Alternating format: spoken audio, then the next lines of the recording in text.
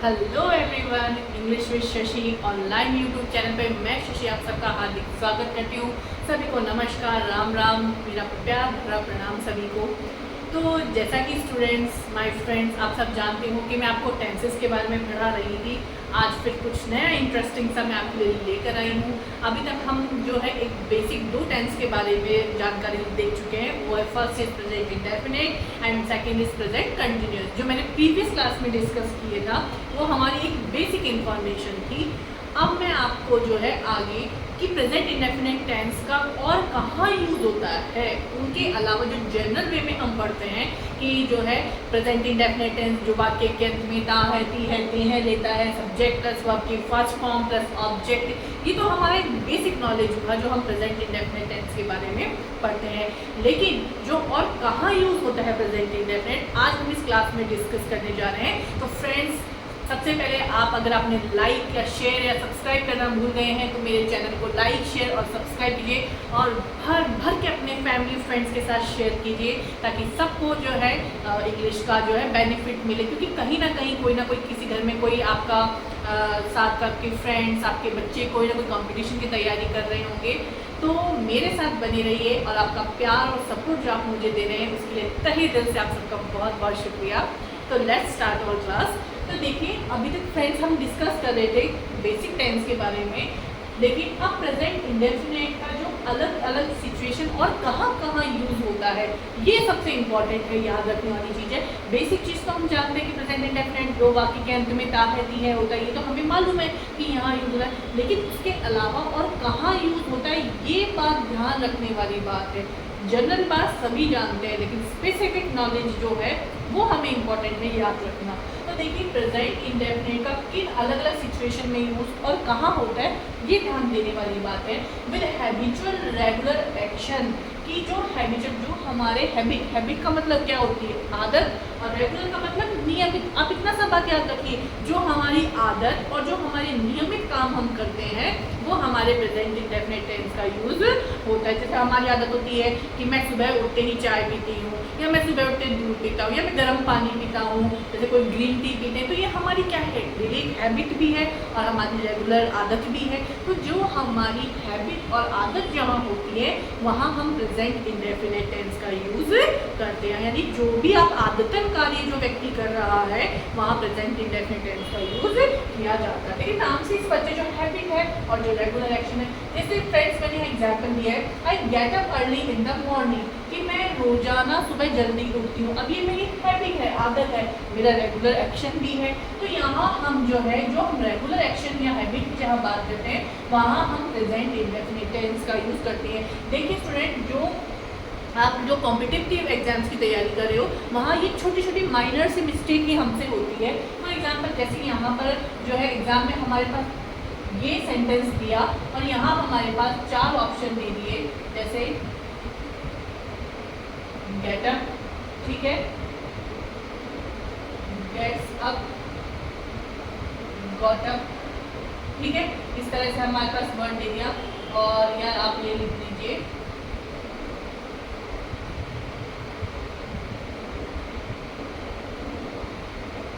इस तरह से हमारे पास 4 ऑप्शन दे दिए, ठीक है। अब हमें इन्हीं में से तो करेक्ट करना होता है, लेकिन जरा सी मिस्टेक हो जाती है। आई get up early in the morning, ठीक है।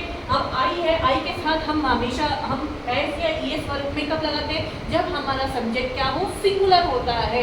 आपका मान लीजिए आपका, अरे भाई आई आ गया, आई लगा था आपको, यहाँ पे 2 ऑप्शन तो आपको पता चले कि 2 में कैंसिल, तो होंगे भी नहीं, किसी भी तरह से नहीं होंगे। तो हमने दो जो ऑप्शन है तो हम देना चाहते हैं। अब हमारे पास में गेट अप भी है और गेट अप भी है। अब हम सोचेंगे कि कौन सा लगाएं, कौन सा लगाएं। दिखने में जरा सा अंतर है।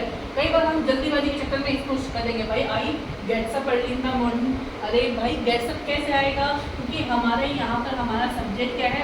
आई के साथ हम वर्ब में एस या ईएस नहीं लगाते हैं।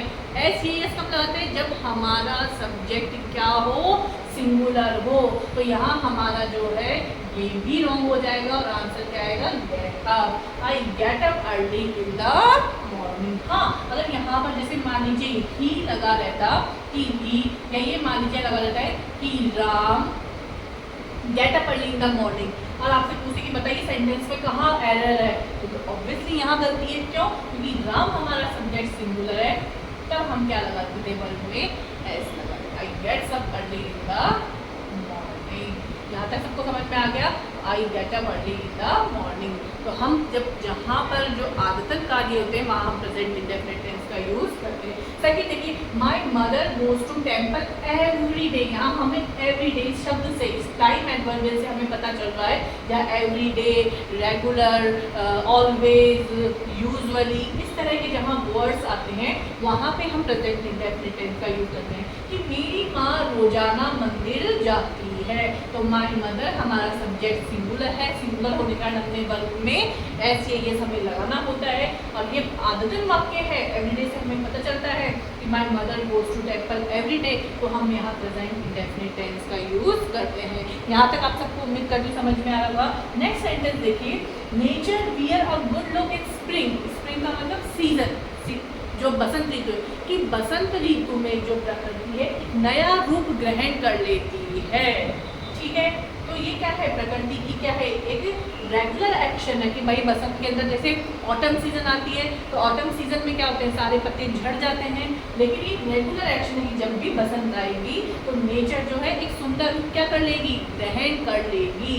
तो जहाँ पर हैबिचुअल और रेगुलर एक्शन आए, फॉर एग्जाम्पल जैसे ही स्मोक्स, वह धूम्रपान करता है, ही स्मोक या ही ड्रिंक्स, वह पीता है। ठीक है, तो जो रेगुलर एक्शंस होते हैं जहां पर वहां हम प्रेजेंट इंडेफिनिट टेंस का यूज करते हैं। यहां तक आप सबको समझ में आ गई?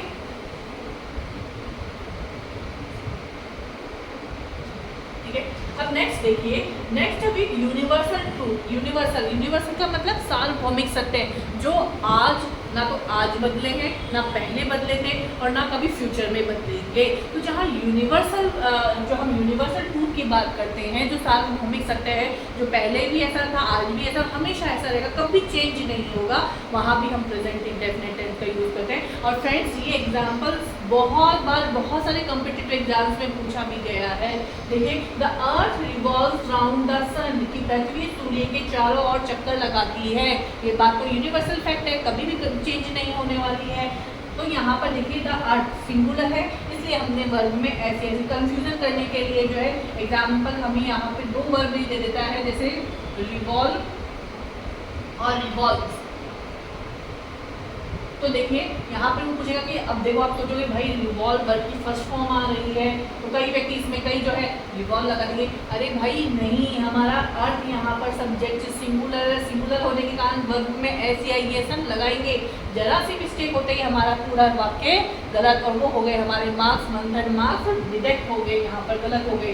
ठीक है, गलत होते हमारे मार्क्स कट गए। तो जहाँ यूनिवर्सल ट्रूथ होता है वहाँ भी हम किसकी बात करते हैं? प्रेजेंट इंडेफिनिट टेंस की। और फ्रेंड्स, मैं बता चुकी हूँ कि आर्टिकल द, जो चीज़ ब्रह्मांड यूनिवर्स में एक होती है उसके पहले हम आर्टिकल द का यूज करते हैं। जैसे अर्थ अपने आप में संसार में एक है, सन अपने आप में एक है, तो हमने द आर्टिकल का यूज यहाँ किया है। आगे यहाँ तक बात समझ में सबको? अब देखिए, the sun sets in the west, सूर्य पश्चिम में अस्त होता है। अगर उदय होता है तब तो क्या हो जाएगा? राइज। अब यहाँ पे द सन तो क्या लग जाएगा? Rises, the sun rises. और ये सेंटेंस तो ना जाने आप एग्जाम्स के प्रीवियस पेपर उठाएंगे, बहुत बार पूछा है। The sun sets in the west, सूर्य पश्चिम में अस्त होता है। भाई ये तो सारा यूनिवर्सल फैक्ट है, हमेशा होता है। और सूर्य पूर्व में, और यहाँ हो जाएगा ईस्ट की, यहाँ ईस्ट कर दीजिए। The sun rises in the east, सूर्य पूर्व में उदय होता है और पश्चिम में अस्त होता है। बर्ड्स फ्लाई, पक्षी उड़ते। हम यहाँ हम एस या यस नहीं लगा सकते हैं। क्यों? क्योंकि हमें पता है कि हमारा जो सब्जेक्ट है वो प्लूरल है, हमारी वर्ब भी प्लूरल है, लेकिन इसमें हम एस या यस नहीं लगाएंगे। तो जहाँ तक यूनिवर्सल यानी जो रेगुलर एक्शन होते हैं और जो यूनिवर्सल फैक्ट होते हैं वहाँ पर भी हम प्रेजेंट इंडेफिनिट टेंस का यूज करते हैं। ये बात, ये दो जो है, और और भी बहुत सारे यूजेज हैं कि और कहाँ कहाँ पे जो है प्रेजेंट इंडेफिनिट टेंस का यूज होता है, वो मैं आपको नेक्स्ट क्लास में बताऊंगी। मेरे साथ बने रहिए, उम्मीद करती हूँ आपको बहुत मज़ा आ रहा होगा फ्रेंड्स। तो ये दो रूल है। देखिए, नॉर्मल जनरल चीज़ तो सबको याद रहती है, लेकिन जो स्पेसिफिक है यही याद रखने की बात है कि हम जो है प्रेजेंट इंडेफिनिट कहाँ यूज़ करते हैं। ये दो आप चीज़ें याद रख लीजिए। अब आपको पता चल गया हैबिचुअल एक्शन और यूनिवर्सल ट्रूथ, इनके साथ हम हमेशा प्रेजेंट इंडेफिनिट टेंस का यूज़ करते हैं। तो यहाँ तक आप सबको बात समझ में आ गई होगी। इसी तरह से आगे और जानकारी प्राप्त करने के लिए आप मेरे साथ बने रहिए। लाइक शेयर सब्सक्राइब करना ना भूलिए फ्रेंड्स। Thanks a lot. और कुछ नए रूल्स के साथ मैं नेक्स्ट क्लास में आपसे मिलूंगी। Thank you so much.